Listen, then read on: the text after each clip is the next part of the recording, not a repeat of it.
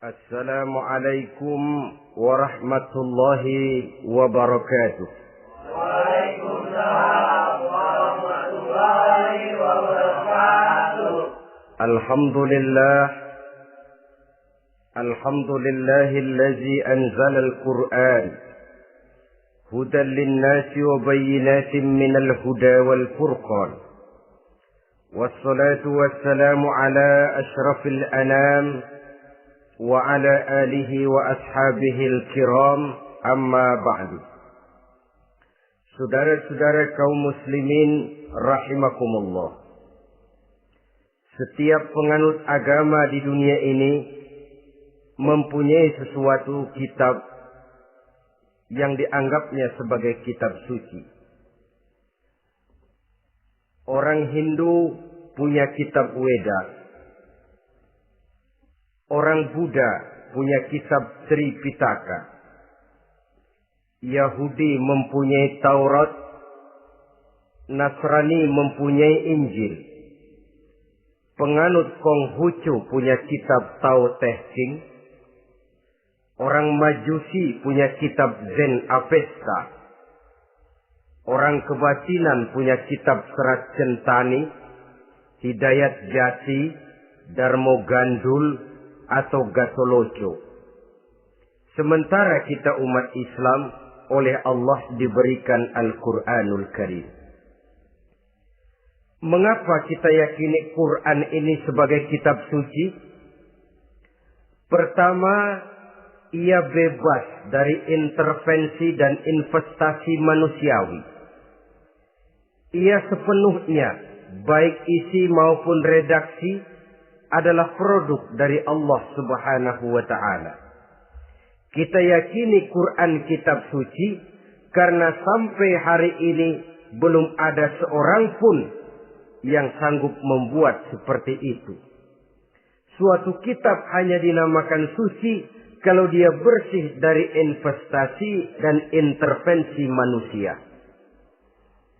Al-Quran ini sejak turunnya 14 abad yang lalu telah menantang. Wa in kuntum fi raibim mimma nazzalna ala abdina fa'tu bi suratin min misli.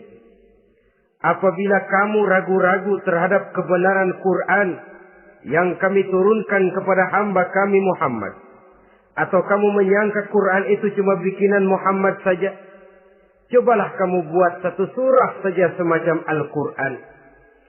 Apabila kamu tidak mampu melakukannya seorang diri, wada'u syuhada'akum, ajak seluruh teman-temanmu. Sejak tantangan ini turun 14 abad yang lalu, sampai hari ini, tidak seorang pun yang sanggup membuat satu surah saja semacam Al-Quranul Karim. Barangkali belum pernah ada yang coba-coba. Sudah. Di antaranya apa yang dilakukan oleh Musailamah Al-Kadzab. Dia mencoba membuat satu surah semacam Al-Quran yang kalimatnya sudah berbentuk bait-bait syair, tapi isinya jauh panggang daripada api. Yang kedua, kita yakini Quran sebagai kitab suci karena isi dan ajarannya sesuai dengan fitrah manusia. Suatu kitab dinamakan suci kalau ajarannya sejalan dengan fitrah manusia. Misalnya, manusia secara fitrah, kalau dia laki-laki, normal nafsu kepada perempuan, itu fitrah. Perempuan suka kepada laki-laki, itu fitrah. Kalau ada kitab suci, tapi melarang manusia untuk kawin, kesuciannya perlu diselidiki. Quran kitab suci sejalan dengan fitrah manusia, maka ia menganjurkan manusia yang mampu untuk melangsungkan perkawinan. Contoh lain, secara fitrah manusia perlu makan. Kalau ada kitab suci yang melarang manusia puasa saja siang malam terus menerus, itu kan sama juga nyuruh orang mati. Quran sesuai dengan fitrah manusia. Maka dalam Islam puasa wisol, puasa ngableng, apa itu istilahnya, puasa nyambung, Dari pagi sampai sore, sampai malam, sampai pagi lagi puasa terus. Bukan saja tidak boleh, malah haram hukumnya. Kenapa? Itu bertentangan dengan fitrah manusia. Yang ketiga, kita yakini Quran sebagai kitab suci karena isinya tidak kontroversial. Isinya tidak saling bertentangan satu sama lain. Di ayat manapun, Quran mengajarkan Allah itu Esa. Satu kali dia berkata haram, dia akan tetap berkata haram. Isinya tidak kontroversial. Sebab kalau ada kitab suci, di satu pihak mengajarkan Tuhan Esa, di lain ayat mengajarkan Tuhan 3, di lain ayat lagi mengajarkan Tuhan 4, kitab kacau namanya. Bagaimana suatu kitab bernama suci kalau isinya kontroversial satu dengan lainnya? Dari 3 kriteria inilah kita yakini Quran sebagai kitab suci. Masalah yang akan kita bicarakan pada pertemuan kita kali ini, bagaimana sikap kita terhadap Al-Quranul Karim sebagai kitab suci. Berangkat dari sebuah hadis di mana Rasulullah Sallallahu Alaihi Wasallam pernah memberikan tawaran. Beliau bersabda, "Man ja'ala al-Qur'ana amamahu qadahu ilal jannah, wa man ja'ala al-Qur'ana khalfahu saqahu ilan nar." Siapa yang menjadikan Quran sebagai imam, maka Quran akan membimbing dia ke dalam surga. Tetapi siapa yang menjadikan Quran sebagai makmum, maka Quran akan mendorong dia ke dalam neraka. Pilihan terserah kita. Siapa yang menjadikan Quran sebagai imam, ditempatkannya Al-Quran di depan, dia ikuti petunjuk dan ajaran Al-Quran, maka Quran akan membimbing dia ke surga. Surga dunia, lebih-lebih lagi surga akhirat. Tetapi sebaliknya, siapa yang menempatkan Quran di belakangnya, dia belakangi Al-Quran, dia belakangi perintah dan ajaran-ajaran Al-Quran, dia perturutkan hawa nafsunya dalam kehidupan ini, maka Quran akan mendorong dia ke dalam neraka. Ya, neraka dunia, lebih-lebih lagi neraka akhirat. Pilihan terserah kita. Saya mau tanya, kira-kira Quran dalam hidup kita jadi imam apa jadi makmum? Imam apa makmum? Kalau Quran jadi imam, artinya kita umat Islam jadi makmum. Resiko dan logika tentu. Makmum harus ngikuti imam. Imam takbir, makmum takbir. Imam ruku, makmum ruku. Imam sujud, makmum sujud. Imam tahiyat, makmum tahiyat. Itu namanya Quran jadi imam, kita jadi makmum. Artinya dalam terjemahannya pada kehidupan, kalau merah kata Quran, merah kita kata. Hijau kata Quran, hijau kita bilang. Ke barat kata Quran, ke barat kita pergi. Ke timur kata Quran, ke timur kita berangkat. Halal kata Quran, halal kata kita. Haram kata Quran, haram kita bilang. Itu Quran imam, kita makmum. Nyatanya kadang-kadang kontras. Nyatanya kadang-kadang paradoks. Merah kata Quran, hijau dong kata kita. Halal kata Quran, remeng-remeng kata kita. Ke barat kata Quran, ke timur kita pergi. Dalam praktek kita mau jadi makmum, Quran kita suruh jadi imam. Kita sesuaikan Quran dengan selera kita. Mana-mana ayat yang menguntungkan, mana ayat yang sesuai dengan mau kita, itu yang kita baca kuat-kuat. Itu yang kita canangkan ke tengah masyarakat ramai. Tapi manakala Quran itu bertentangan dengan nafsu kita, bertentangan dengan gaya dan kepribadian kita, kita umpetin itu Quran. Kalau kita cuma umpetin lumayan, kadang-kadang kita tuduh Quran ketinggalan zaman. Kita anggap Quran tidak relevan lagi dengan situasi dan kondisi. Kalau sudah begitu, sudah menyeberang terlalu jauh namanya. Saudara-saudara kaum muslimin rahimakumullah. Inilah makna hadis Nabi yang diriwayatkan dari Imam Ali bin Abi Thalib, bersabda Rasul, "Man qara'al Qur'ana fastazharahu fa ahalla halalahu wa harrama haramahu adkhalahul jannah." Barang siapa yang membaca Al-Quran lalu memperhatikannya, kemudian menghalalkan yang halal dan mengharamkan yang haram, maka Allah akan memasukkan orang itu ke dalam surga. Ya surga dunia, ya surga akhirat. Apabila kita renungi hadis ini, maka untuk berimam kepada Al-Quran ada 3 jalan utama yang harus kita laksanakan. Pertama, dari kalimat man qara'al Qur'an, barang siapa yang membaca Al-Quran. Ini artinya siapa yang ingin menjadikan Quran sebagai imam di dalam kehidupan, jalan pertama yang harus ditempuhnya menanamkan kegemaran membaca Al-Quranul Karim.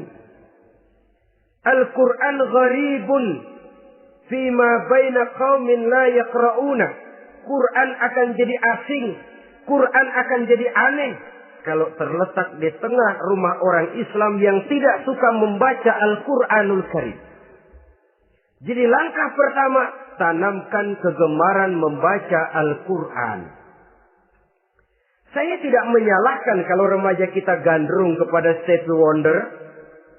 Baik kalau mereka senang kepada suara emasnya Michael Jackson atau suaranya Madonna. Tapi kalau sampai harus mengalahkan kecintaan mereka kepada membaca Al-Quran, ini ironi. Sebagai orang tua, kalau anak-anak kita buta huruf Latin, katanya menghambat pembangunan. Bahkan pemerintah saja menggalakkan bebas 3B itu. Buta aksara diantaranya, supaya rakyat bisa membaca huruf Latin. Kalau anak-anak kita buta huruf Latin, katanya menghambat pembangunan. Bagaimana kalau anak-anak kita buta huruf Quran? Jelas saja menghambat proses kesadaran dan kebangkitan dari dunia Islam itu sendiri. Satu contoh ringan. Dulu sebelum pembangunan merata, listrik belum lagi masuk desa, kampung gelap, rumah pakai lampu minyak. Kalau kita masuk kampung, terasa banyak orang Islam. Kenapa? Di rumah sebelah sana kita dengar anak muda sedang latihan baca rawi. Sebelah sini ibu-ibu sedang selawatan. Di rumah sana remaja sedang baca Quran. Pembangunan maju, listrik masuk desa. Alhamdulillah. Tapi apa yang kemudian terjadi? Proses pergeseran nilai. Setelah listrik masuk desa, radio main kenceng-kencengan. Televisi main gede-gedean. Baca Quran sudah barang aneh, langka. Tengoklah sekarang kalau kita masuk kampung, ada yang remaja sedang baca Quran. Rasanya kok aneh, nggak umum. Sesuatu yang baik malah menjadi nilai-nilai keanehan. Saudara-saudara kaum muslimin rahimakumullah, tanamkan kegemaran membaca. Dalam satu hadis Nabi pesan, nawiru buyutakum bitilawatil Quran. Sinari rumah tanggamu dengan bacaan Quran. Sebab listrik ini cuma bisa menerangi gelap, tapi tidak akan sanggup menerangi hati manusia. Quran produk Allah dibaca dalam segala keadaan, tepat dan pantas. Lihat saja, orang sedih baca Quran, terhibur. Orang gembira baca Quran, tidak lupa diri.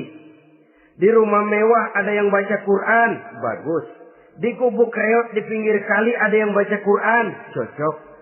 Orang kawin dibacakan Quran, bagus. Orang mati dibacakan Quran, tidak jelek.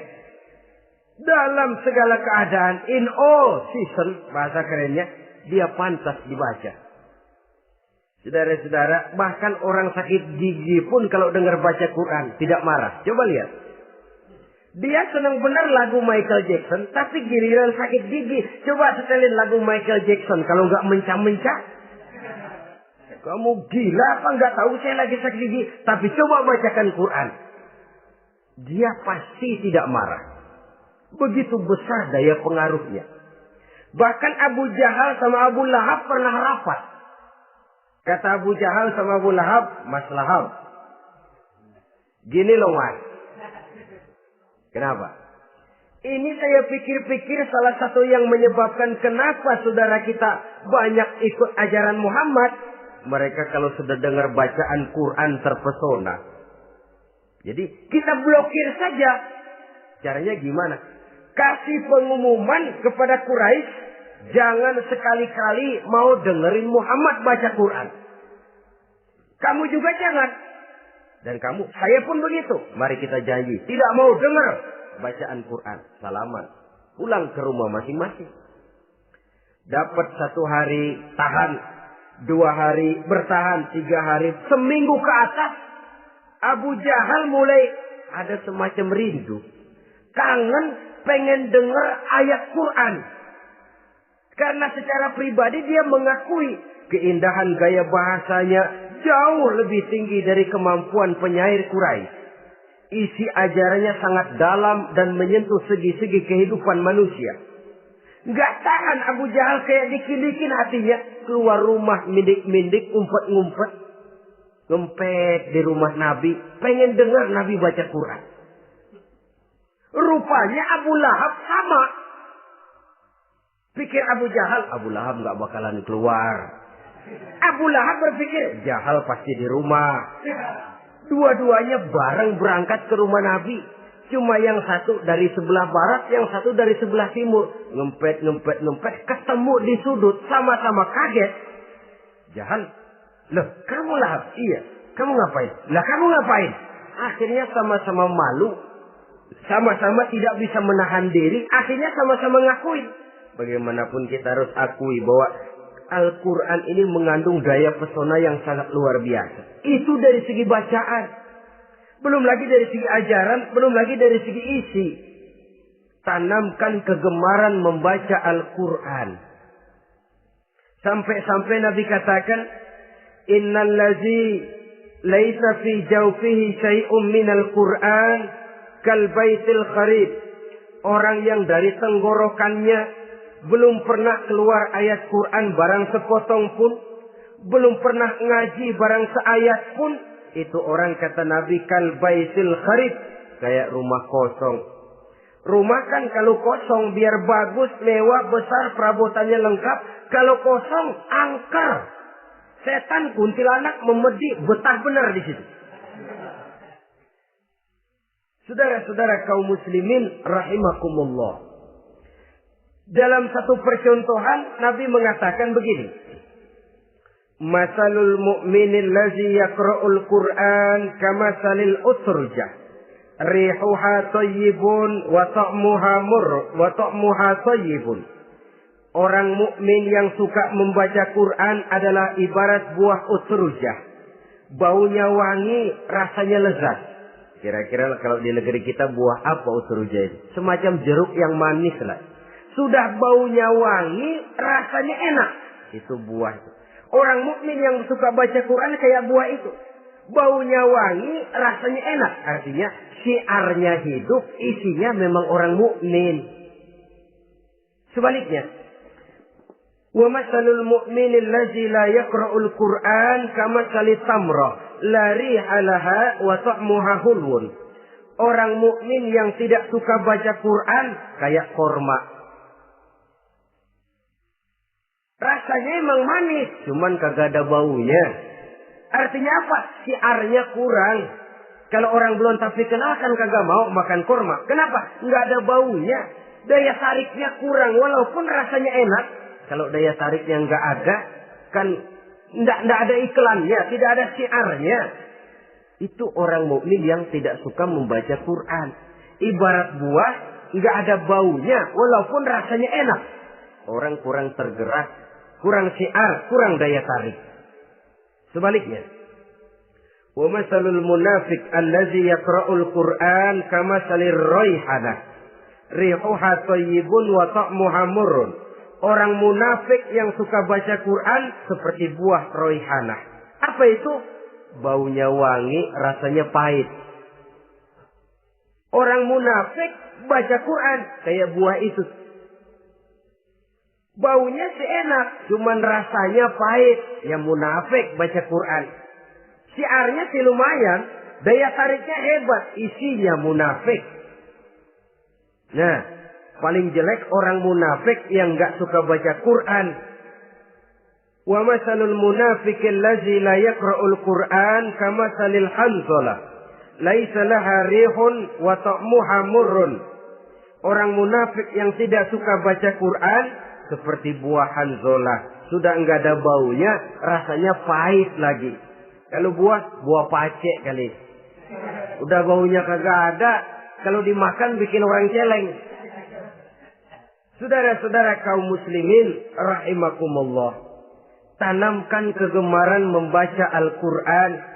Karena membaca Al-Quran merupakan ibadah yang besar. Bahkan kata Nabi, afdalu ibadati abdi qiraatul Quran. Nilai ibadah yang paling baik dari hambaku adalah ibadah membaca Al-Quran. Dalam sholat pahalanya lebih besar di luar sholat daripada di luar sholat. Dengan wudu pahalanya lebih besar daripada tanpa wudu. Mengerti pahalanya lebih besar daripada tidak mengerti. Tapi tidak mengerti pun jangankan membaca, mendengar saja orang baca Quran dengan baik sudah didoakan untuk mendapat rahmat. Berpahala mendengar bacaan Al-Quran walaupun tidak mengerti. Apalagi membaca sendiri, apalagi mengerti apa yang kita baca. Tentu pahala itu akan jauh lebih besar. Ini yang pertama. Tanamkan kegemaran membaca Al-Quranul Karim. Yang kedua, dalam hadis tadi, fastazharuhu. Man qara'al Qur'ana fastazharuhu. Siapa yang membaca Al-Quran kemudian memperhatikannya. Jadi kalau kita mau berimam kepada Al-Quran, setelah menanamkan kegemaran membaca, yang kedua, perhatikan. Pahami isinya.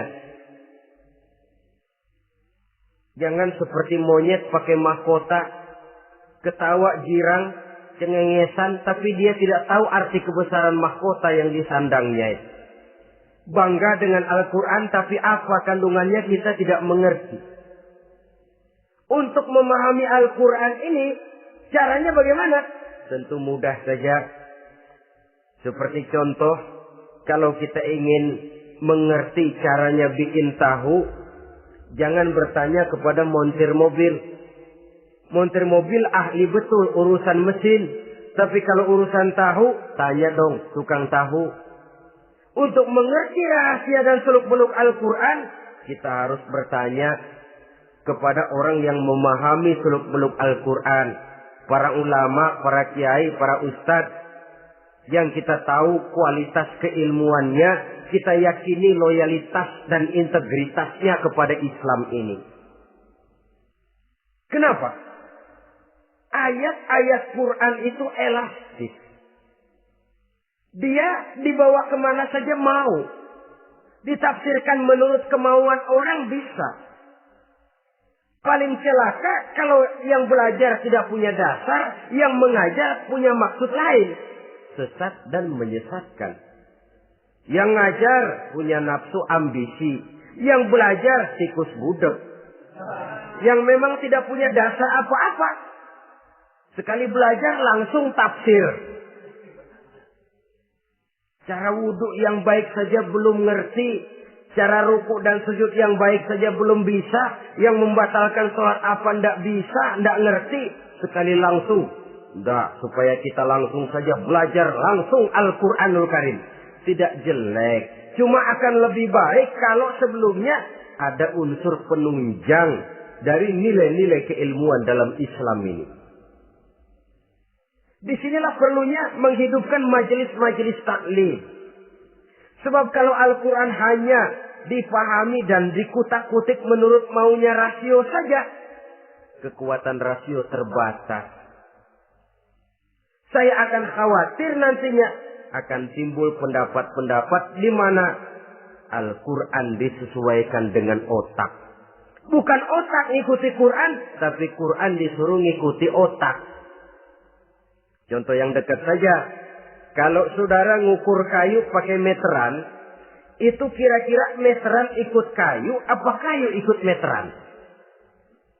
Ayo, kira-kira kayu ikut meteran, apa meteran ikut kayu? Meteran ikut kayu. Bagus. Kalau meteran ikut kayu, artinya nggak ada meteran benar di dunia ini. Kayunya kependekan, meterannya dipotong. Kan begitu loh. Meteran ikut kayu namanya. Bukan meteran ikut kayu, tapi kayu yang harus ikut meteran. Otak harus ikut wahyu. Jangan wahyu disuruh ikut otak. Manusia ikut Quran, jangan Quran disuruh ikut manusia. Dan kaum orientalis, ya, orang barat di luar Islam yang mendalami, mempelajari Islam dengan tujuan mencari kelemahan Islam untuk menghantam umat Islam. Itu sengaja mencari ayat-ayat yang mereka kumpulkan untuk menghantam umat Islam. Supaya mereka meragukan Qur'annya untuk kemudian pada suatu saat meninggalkan Qur'an sama sekali. Timbullah pendapat ada ayat Quran yang sudah tidak sesuai lagi katanya dengan situasi dan kondisi. Seolah-olah otak manusia sudah jauh lebih pintar daripada Al-Quranul Karim.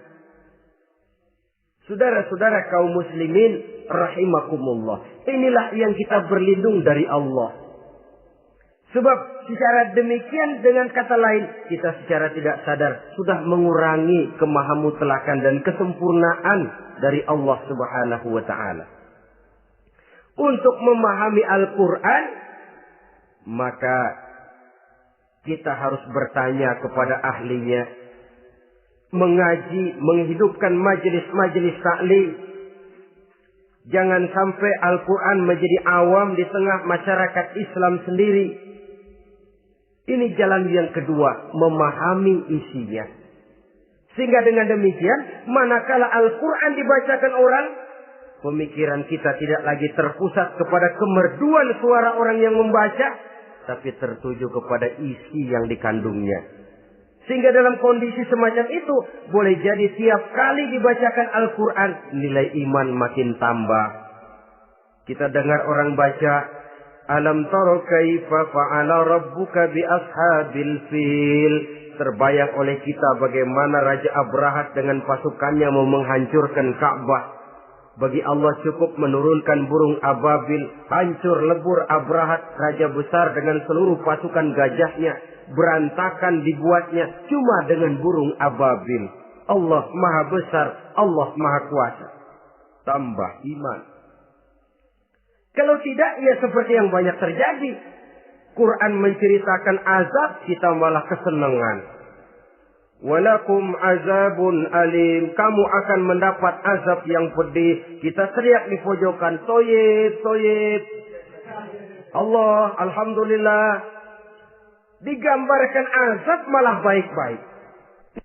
Bahwa kita suka, kita gemar kepada bacaan Quran dengan suara yang merdu, alhamdulillah. Akan lebih baik lagi kalau kita mengerti apa yang dibacanya. Sebab perintah membaca tersirat makna perintah untuk memahami. Perintah memahami tersirat makna untuk mengamalkan. Dengan kata lain, kita hanya bisa mengamalkan Quran dengan baik kalau kita mengerti isinya. Kita hanya bisa mengerti isinya kalau kita rajin membacanya. Baik membaca yang tersirat, baik membaca yang tersurat dengan petunjuk para alim ulama, para kiai, dan orang-orang yang ahli di bidang itu. Saudara-saudara kaum muslimin rahimakumullah. Inilah jalan kedua. Upayakan memahami isinya. Hidupkan kajian-kajian agama. Hidupkan majelis-majelis taklim. Jangan sampai Al-Quran asing di hati kita sendiri. Jangan sampai kita awam terhadap makna kandungan dan ajaran Al-Quran.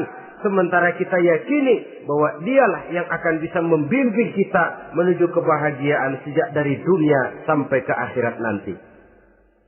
Jalan ketiga untuk berimam kepada Al-Quran. Setelah menanamkan kegemaran membaca, lalu berupaya memahami isinya. Yang ketiga adalah mengamalkannya dalam kehidupan sesuai dengan kemampuan yang kita miliki. Quran tidak akan membawa berkah Kalau ajaran yang terkandung di dalamnya kita baca, tapi kemudian kita injak-injak dalam praktek kehidupan. Quran mengatakan riba haram, tapi praktek kita dalam hidup malah senang betul kepada riba. Quran mengajarkan jagalah kesatuan persatuan dan ukhuwah Islamiyah. Praktek yang kita lakukan malah centang perenang, malah saling bertolak belakang, malah kadang menjegal kawan seiring, menggunting dalam lipatan, ramai kita dengan kita. Lalu kelemahan pun menjadi kenyataan di mana-mana. Quran sekali lagi tidak akan membawa berkah kalau yang kita baca kita injak-injak. Tentang pengamalan Al-Quran ini, Allah Subhanahu wa ta'ala mengklasifikasi manusia dalam firman-Nya. Tsumma awrasna al-kitaba allazina istafaina min ibadina. Kemudian kami wariskan Al-Quran ini kepada hamba-hamba kami yang kami pilih. Ya Allah, coba saja kita lihat ayat ini. Quran kitab pilihan, diberikan kepada umat pilihan, yaitu kita-kita ini. Lalu bagaimana umat pilihan ini setelah menerima Al-Quran? Terbagi dalam 3 kelompok besar. Pertama kata Allah, faminhum zalimun li nafsihi. Di antara mereka ada yang setelah menerima Al-Quran kemudian zalim kepada dirinya sendiri. Artinya hanya mulutnya saja yang menerima Al-Quran, tapi perbuatannya menginjak-injak Al-Quran. Orang semacam ini tidak zalim kepada Allah, tidak zalim kepada Rasulullah, tetapi orang semacam ini zalim kepada dirinya sendiri. Dia terima Quran dengan mulutnya, tapi dia injak-injak Quran dengan perbuatannya. Na'udzubillah summa na'udzubillah. Kelompok yang kedua, faminhum muqtasid. Di antara mereka ada yang setelah menerima Al-Quran lalu muqtasid. Muqtasid ini 50-50. Ngambil jalan tengah. Ajaran Quran dipakai, ajaran setan dikerjain. Artinya juga perintah Quran oke, larangan Quran ho-oh. Saudara-saudara, malaikat bingung bagaimana monternya nih anak ini. Perintah Quran dikerjain, larangan Quran juga dikerjain. Ini muqtasid. Nah, yang ideal adalah golongan yang ketiga kata Allah, wa minhum sabiqun bil khairati biiznillah. Di antara mereka ada lagi yang setelah menerima Al-Quran lalu berlomba-lomba melaksanakannya, berlomba-lomba mengamalkan kebaikan, dan itu hanya bisa terjadi biiznillah, dengan izin dari Allah. Hidayah, saudara-saudara. Berapa banyak orang yang mengerti Quran tapi hidupnya jauh dari cahaya Quran. Berapa banyak orang yang ahli Quran tapi cahaya Quran tidak menerangi kehidupannya. Berapa banyak orang yang ahli hukum tapi bikin bingung masyarakat dengan fatwanya. Saudara-saudara kaum muslimin, kenapa bisa terjadi? Itu tidak ada hidayah, tidak biiznillah, tidak ada izin dari Allah. Maka bisa membaca Quran, alhamdulillah. Bisa memahaminya, kita bersyukur kehadirat Allah. Lebih penting dari itu, kita mohon hidayah agar bisa mengamalkannya sesuai dengan kemampuan kita. Saudara-saudara kaum muslimin rahimakumullah. Mana yang lebih banyak di zaman kita sekarang ini? Kita bisa analisa. Ada yang menerima Quran hanya dengan mulutnya saja. Kalau ditanya, Tuhanmu siapa? Allah. Kiblatmu mana? Ka'bah. Saudaramu siapa? Umat Islam. Kitab sucimu apa? Quran. Kamu bisa baca? Enggak.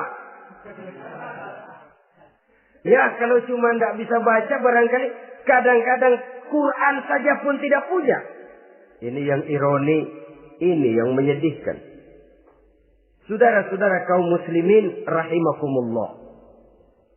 Tanpa melaksanakan konsepsi Al-Quran di dalam kehidupan, maka kesenangan kita membacanya, pengertian kita tentang Al-Quran barangkali tidak akan bisa berbuat terlalu banyak di dalam kehidupan. Maka sekarang ini sudah ada terjemahan Quran dalam bahasa Indonesia, dalam bahasa daerah, dalam bahasa Inggris, Belanda, bahkan Jerman, yang masih harus terus dan selalu ditingkatkan terjemahan Quran di dalam kehidupan. Dengan kata lain, kita umat Islam menunggal dengan Quran kita. Jangan cuma jadi kebanggaan Islam tinggi, tidak ada yang lebih tinggi dari Islam. Quran kitab suci, tidak ada yang bisa menandinginya. Qurannya, tapi umatnya. Kadang-kadang kita ini jauh panggang daripada api. Kita bersyukur musabaqah tilawatil Quran dihidupkan dengan biaya bermiliar rupiah. Sejak dari tingkat kelurahan, kecamatan, wali kota, provinsi, sampai kepada tingkat nasional. Untuk menanamkan kegemaran membaca Quran. Setelah itu, hendaknya diadakan peningkatan dengan upaya memahaminya. Sehingga pada suatu saat, boleh kita adakan musabaqah pengamalan Quran. Hadiahnya sudah langsung dari Allah sendiri. Ini yang kita perlu berlomba. Berlomba mengamalkan ajaran Quran. Sabiqun bil khairat. Berlomba mengamalkan ajaran-ajaran Al-Quranul Karim. Nah, oleh karena Al-Quran ini dalam bentuknya yang umum kadang-kadang hanya menjelaskan satu persoalan secara global, kita memerlukan tuntunan sunnah dari Rasulullah Sallallahu Alaihi Wasallam. Umpamanya, Quran hanya mengajarkan aqimis sholat, dirikan sholat. Caranya bagaimana? Tidak ada cara sholat dalam Quran. Dari mana kita tahu cara sholat? Dari sunnah. Itu sebabnya selain Al-Quran sebagai sumber utama, kita memerlukan sunnah. Bahwa sholat pakai takbiratul ihram di Quran tidak ada. Bahwa sholat pakai tahiyat dalam Quran tidak ada. Jadi kalau orang cuma Quran saja, tidak ada sunnah itu. Ya bagaimana kita bisa sholat? Quran cuma mengatakan wa atimul hajja wal umrata lillah, laksanakan haji dan umrah karena Allah. Bagaimana manasik haji? Bagaimana cara sa'i? Bagaimana cara wukuf? Bagaimana cara melontar? Tidak ada dalam Quran. Yang memuat itu tidak lain sunnah. Untuk memahami Quran dan sunnah ini, kita memerlukan orang yang menguasai Quran dan sunnah. Oleh karena itu, kita perlu petunjuk kepada para ulama. Itu sebabnya Quran sendiri mengatakan, wa in tanaza'tum fi syai'in farudduhu ila Allahi wa rasulih. Apabila kamu berbeda pendapat tentang suatu persoalan, kembalikan kepada Allah dan Rasulnya. Kembalikan kepada Allah, artinya kembalikan kepada Quran. Kembalikan kepada Rasul, maksudnya kembalikan kepada sunnah. Siapa yang mengerti Quran dan sunnah? Para ulama yang kualitas ilmunya kita yakini, loyalitas dan kredibilitas serta integritas keislamannya bisa menjadi panutan. Saudara-saudara kaum muslimin rahimakumullah. Dengan demikian, kalau orang berkata, langsung saja memahami Quran. Sekarang kan sudah banyak terjemahannya. Tidak usah lewat ulama-ulamaan. Saya tidak mencela, cuma agak mengkhawatirkan. Kalau dia memahami Quran cuma sekedar lewat terjemahannya saja, sangat mungkin jadi dia bisa salah paham. Kita memerlukan bantuan sunnah. Kita memerlukan petunjuk para ulama yang menguasai di bidang itu. Kembalikan kepada Quran dan sunnah. Artinya bertanya kepada orang yang memahami Quran dan sunnah. Loh, dengan begitu kan akan terjadi perbedaan pendapat. Perbedaan pendapat sesuatu yang halal sepanjang tidak menyebabkan kita berpecah belah. Halal berbeda pendapat. Asal diletakkan pada proporsinya. Apalagi kalau perbedaan pendapat itu cuma masalah teknis, bukan masalah prinsip. Kenapa tidak pulang saja kepada tuntunan Quran? Lana a'maluna walakum a'malukum. Kami akan mengamalkan amalan yang kami yakini benarnya. Saudara persilahkan mengamalkan amalan yang saudara yakini benarnya. Sama-sama punya alasan, sama-sama punya dalil. Tidak usah saling menyalahkan. Tidak usah saling mengklaim, merasa yang paling benar, orang lain salah semua. Kemukakan argumen, jangan sentimen. Harus dengan semangat mencari kebenaran, bukan untuk mencapai kemenangan. Kalau sentimen lebih penting dari argumen. Kalau kemenangan lebih diutamakan dari mencari kebenaran. Yang berlaku kadang-kadang gengsi. Kalau sudah gengsi, yang bicara emosi. Kalau sudah emosi, istilah kita di kampung, ngambek. Gedean ilmunya sama ambeknya. Kadang-kadang, saya kalau nggak jadi imam, nggak mau sembahyang di situ. Kalau nggak jadi imam, orang lain dianggapnya kagak sah sembayangnya. Pokoknya kalau nggak ngaji sama saya, Islamnya kurang benar. Mengklaim. Perbedaan pendapat wajar, halal, asal tidak menyebabkan kita berpecah belah. Dan sewajarnya kita lebih berusaha mencari titik pertemuan, memperbesar persamaan, dan bukan mengutak-utik perbedaan. Kadang-kadang inilah penyakit kita nih. Satu kunut, satu tidak sembahyang subuhnya. Bisa RT. Satu usoli, satu tidak. Bisa RW. Satu azan sekali Jumatan, satu dua kali. Bikin masjid lagi. Kenapa bukan persamaannya yang dicari? Kenapa justru perbedaannya yang diperbesar? Yang masalah macam ini sampai kiamat tidak pernah selesai. Kan lebih baik kalau kita ditanya orang, Pak, sholat subuh itu pakai kunut apa tidak sih? Kalau saya pakai. Kalau yang tidak pakai kunut bagaimana Pak? Betul, kata yang tidak pakai. Jadi yang pakai kunut betul. Betul, karena saya pakai kunut. Yang tidak juga betul. Betul, kata yang tidak pakai. Kalau yang kunut betul, yang tidak kunut betul. Lalu yang salah yang mana Pak? Yang salah yang subuh nggak sembahyang. Lebih objektif, proyek garapannya ada, umat tidak berpecah belah. Ini yang konyol, kadang-kadang khutbah Jumat pakai membongkar khilafiyah, menghantam tahlil, menghantam kunut. Selesai sembahyang Jumat, apa yang terjadi? Umat resah, masyarakat gelisah, polemik timbul, masalah tidak terselesaikan. Orang jadi khotib itu raja dalam mimbar Jumat, siapa yang mau bantah dia? Kalau memang mau buka itu persoalan khilafiyah, buka dalam forum khusus. Adakan pengajian, jelaskan masalahnya secara luas, mendasar. Jangan mengklaim dan memponis. Berikan kebebasan kepada umat untuk menilai masalahnya selesai. Yang tidak puas bisa bertanya. Saudara-saudara, sudah lewat masanya kita meributkan soal itu.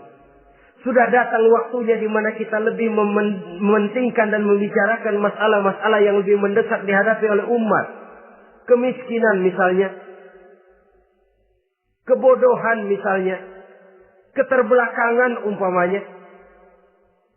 Peluang untuk mendapatkan pendidikan yang layak bagi anak-anak kita yang berotak cerdas tapi tidak punya kemampuan ekonomi umpamanya. Itu akan lebih objektif ketimbang kita membicarakan masalah-masalah yang sampai kiamat tidak akan pernah selesai. Yang hanya akan menyebabkan kita menjadi lemah, persatuan koyak, solidaritas sosial lalu menurun, saling curiga menjadi tumbuh karenanya, dan pada akhirnya kita tidak akan pernah bisa berbuat banyak. Untung kalau tidak menjadi tertawaan bagi orang yang berdiri di luar pagar. Saudara-saudara kaum muslimin rahimakumullah. Sekali lagi, Al-Quran tidak akan membawa berkah kalau yang kita baca, kita injak-injak. Oleh karenanya, untuk berimam kepada Quran ini, sekali lagi pertama, tanamkan kegemaran membaca. Yang kedua, upayakan memahami isinya melalui bimbingan orang yang ahli bidang itu. Yang ketiga, amalkan sesuai dengan kemampuan. Sebab itu ada prinsip, kalau isi suatu hadis nampaknya bertentangan dengan otak, kesohihan hadis itu boleh diperiksa. Tapi kalau ayat Quran nampaknya bertentangan dengan otak, otaknya yang harus diperiksa. Jangan Qur'annya lalu disesuaikan dengan otak. Sebab kalau kita sudah berani berteori, ada ayat Quran yang tidak sesuai dengan keadaan. Ayat yang mana? Yang ini. Tahun depan tambah lagi. Tahun depan tambah lagi. Makin lama makin habis Al-Quran itu. Yang perlu diperbarui cara kita memahami Quran. Bukan dengan mengemukakan teori ayat Quran kehilangan relevansi. Cara kita memahami barangkali yang kurang relevan. Dalam situasi, dalam konteksnya dengan situasi dan kondisi. Jangan lupa, Al-Quran ini kan untuk semua umur. Dia bisa dipahami secara filosofis, dia bisa dipahami dengan kacamata orang awam. Tingkat kemampuan berpikir orang tidak semuanya sama. Kalau semua orang kita mau ajak berfilsafat, merenung dalam-dalam, menerawang tinggi-tinggi, ialah buat mereka yang terjangkau oleh perguruan tinggi. Tapi buat saudara-saudara kita, pedagang-pedagang kecil, petani di desa-desa terpencil, remaja-remaja yang jauh dari sentuhan teknologi canggih, sanggupkah mereka berpikir filosofis? Sementara mereka merupakan bagian terbesar dari kondisi umat ini. Saudara-saudara kaum muslimin, oleh karenanya ditentang membaca, memahami dan mengamalkan, Rasulullah Sallallahu Alaihi Wasallam pernah memberikan sugesti. Beliau bersabda, "In aradtum aisas su'ada," apabila kamu menginginkan kehidupan yang bahagia, hidup seperti hidupnya orang-orang yang bahagia, dan tentu ini keinginan kita semua. Wa mautas syuhada, dan menginginkan mati sebagai matinya para syuhada, para pahlawan pembela agama, orang yang mati syahid. Wah, ini sudah tidak duanya ini. Hidup mulia, mati syahid. Dapat dua-duanya. Wan najasa yaumal hasri, dan ingin mendapat keselamatan pada hari hasyar, hari pengumpulan manusia di padang mahsyar. Wazilla yaumal harri, dan mendapat perlindungan dari Allah pada hari yang sangat panas. Wal huda minadh dhalalah, dan mendapat petunjuk dari kesesatan.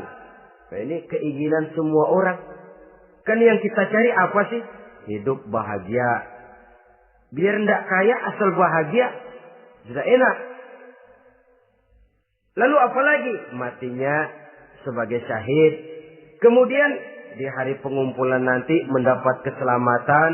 Lalu pada saat orang lain kepanasan kita mendapat perlindungan. Kemudian orang lain kebingungan kita mendapat petunjuk. Kalau ini yang diinginkan kata Nabi, resepnya fa'adimu qiraatal Quran. Maka lazimkan, biasakan olehmu membaca Quran.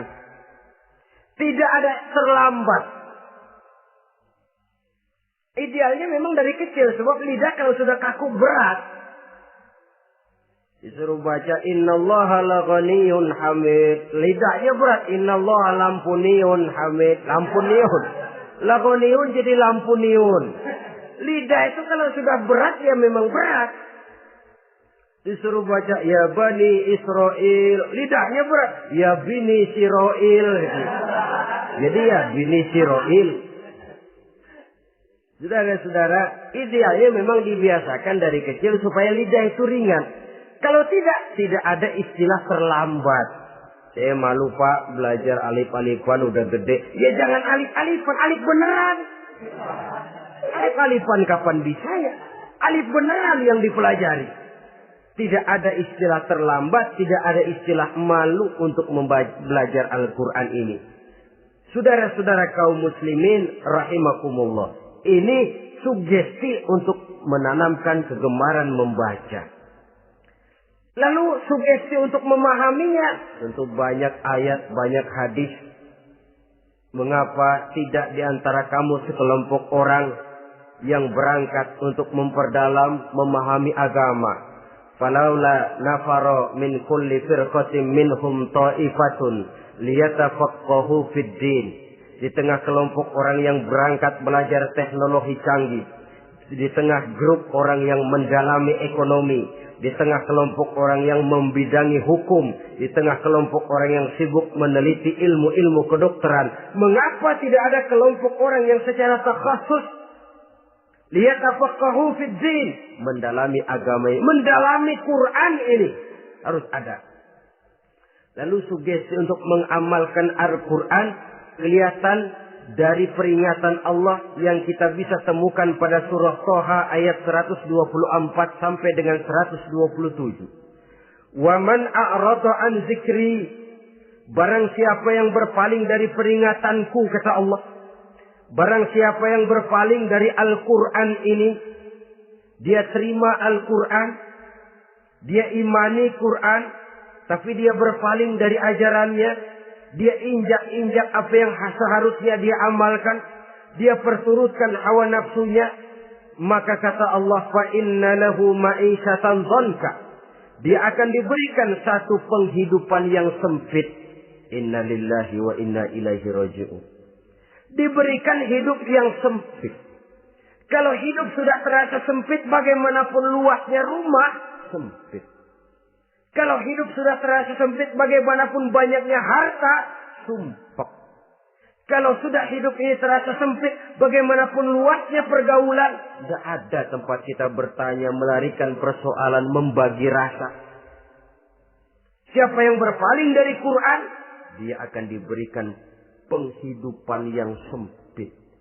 Bukan dagangnya tidak untung, bukan kerjanya tidak digaji, tapi kesempitan hati lebih bahaya loh dari kesempitan ekonomi. Itu di dunia. Di akhirat, wa nahsyuruhu yaumal qiyamati a'ma. Di akhirat nanti dia akan dikumpulkan oleh Allah dalam keadaan buta. Ya Allah, ya Rasul. Padahal ke akhirat kita baru tumben. Sekali ke akhirat buta. Masya Allah. Di tempat kita lahir saja, kalau tadinya kita melihat, tahu-tahu menjadi buta, kita bingung. Padahal jalan sudah pernah kita lihat, arah sudah pernah kita tahu. Bagaimana di padang mahsyar nanti? Kemana jalan yang akan ditempuh? Kepada siapa kita hendak bertanya? Mana teman, mana istri, mana anak? Buta pula kita. Satu kesengsaraan yang merupakan puncak kesengsaraan. Dikala itu orang yang semacam tadi protes. Rabbi, lima hasyartani a'ma wa qad kuntu basira. Wahai Allah, kenapa hari ini saya dikumpulkan dalam keadaan buta? Padahal ketika di dunia dulu saya melihat, saya menyaksikan gunung yang menjulang tinggi ke angkasa. Saya melihat lautan yang luas terhampar biru membentang. Saya saksikan luas tanah, sawah luas menguning. Saya saksikan keindahan alam. Di dunia saya melihat Allah. Kenapa sekarang saya dikumpulkan dalam keadaan begini? Protes dia, tidak terima dia. Allah jawab, kadzalika atatka ayatuna fanasisaha. Kata Allah, begitulah memang. Dahulunya waktu di dunia telah datang ayat-ayat kami kepadamu. Telah turun Al-Quran. Telah datang agama. Fanasisaha. Tapi kamu lupakan dia. Kamu lupakan Quran. Kamu lupakan Islam. Datang ayat, turun Quran, turun agama. Kamu belaga pilon. Kamu belaga enggak tahu. Wa kadzalikal yauma tunsa. Maka hari ini pun begitulah kamu dilupakan. Sebagaimana dulu waktu di dunia, kamu telah melupakan ayat-ayatku. Melupakan kitabku. Melupakan ajaran-ajaranku. Hari ini kamu pun dilupakan. Seolah-olah Tuhan cuma enggak bilang, mereka protes, Tuhan, kenapa saya buta padahal di dunia saya ngelihat? Kata Tuhan, kalau bahasa kita, lu rasain. Lu sih, kenapa dulu di dunia? Pura-pura enggak lihat. Kenapa waktu di dunia? Pura-pura enggak tahu. Kenapa waktu di dunia? Kamu lupakan Quran. Maka hari ini pun engkau kami lupakan. Wa kadzalika al-yawma tunsa. Wa kadzalika najzi man asrafa wa lam yu'min bi ayati rabbih wal azabul akhirati asyaddu wa abqa. Demikianlah kami membalas orang yang berlebih-lebihan, orang yang melampaui batas dan tidak mau beriman kepada ayat-ayat Tuhannya, dan sungguh siksa akhirat itu lebih dahsyat dan lebih kekal. Siksa dunia mungkin kelaparan, kekurangan ekonomi, kekurangan pakaian, tapi berapa hari paling lama seumur manusia? 70 tahun umur kita, ya paling lama begitulah. Tapi siksa akhirat, kesengsaraan akhirat, kesengsaraan neraka, asyaddu wa abqa, lebih dahsyat dan lebih kekal. Di zaman sekarang orang bukan cuma berbuat potong kompas, berpikir pun potong kompas, berpikir pun ngambil jalan pintas. Dia lebih memilih kesenangan yang sedikit dengan mengorbankan kesenangan yang abadi. Dia mengejar surga yang sebentar dengan menghancurkan surga yang kekal. Dicarinya surga dunia, hidup cukup, rumah bagus, makan bagus, pakaian bagus, istri bagus, dengan menghalalkan segala macam cara, berpaling daripada kehidupan agama, lalu menginjak-injak Al-Quranul Karim. Kita berlindung kepada Allah, jangan sampai dimasukkan dalam kelompok yang di akhirat nanti dibangkitkan dalam keadaan buta. Na'udzubillah summa na'udzubillah. Di sini kita terkesan dengan apa yang dikatakan Sayyid Muhammad Abduh. Al-Islam mahjubun bil muslimin. Kebesaran Islam kadang-kadang tertutup oleh tingkah laku umat Islam sendiri. Keluhuran dan kesempurnaan Al-Quran tertutup oleh kebodohan umat Islam. Sedangkan untuk mengungkapkan rahasia Al-Quran ini diperlukan keahlian yang kompleks. Saudara yang di Fakultas Teknik belajar teknologi, buka rahasia Quran di bidang teknologi. Saudara yang di bidang kedokteran, buka rahasia Al-Quran di bidang kedokteran. Saudara yang ahli geologi, pelajari struktur kulit bumi dengan mengungkap rahasia Al-Quran. Sehingga pengkajian kita tentang teknologi, pengkajian kita tentang angkasa luar, pengkajian kita tentang anatomi manusia akan berakhir kepada subhanaka ma khalaqta hadza batila. Ya Allah, tidak satu pun yang Engkau ciptakan ini sia-sia. Perut bumi mengandung minyak, timah, kekayaan yang berharga untuk manusia. Mempelajari angkasa luar bisa memahami musim dan menyelamatkan manusia. Mempelajari rimba belantara, teknologi canggih, akhirnya akan memperkuat nilai-nilai iman. Menerjemahkan ajaran Quran lewat disiplin ilmu yang kita kuasai masing-masing, untuk kemudian bekerja sama bahu-membahu dalam rangka mengimani Al-Quran, mengamalkan Al-Quran, dan mengawal keluhuran Al-Quranul Karim yang atas dasar tuntunannya kita hidup, untuknya kita berjuang, dan dalam bimbingannya kita ingin kembali menghadap Allah Subhanahu wa Ta'ala. Inilah pertemuan yang singkat ini. Mudah-mudahan kita diberikan kekuatan oleh Allah untuk berimam kepada Al-Quran, menjadikannya sebagai pedoman utama di dalam kehidupan kita. Terima kasih atas segala perhatian. Mohon maaf atas segala kekurangan. Usikum wa nafsi bitaqwallah. Wassalamualaikum warahmatullahi wabarakatuh. Waalaikumsalam warahmatullahi wabarakatuh.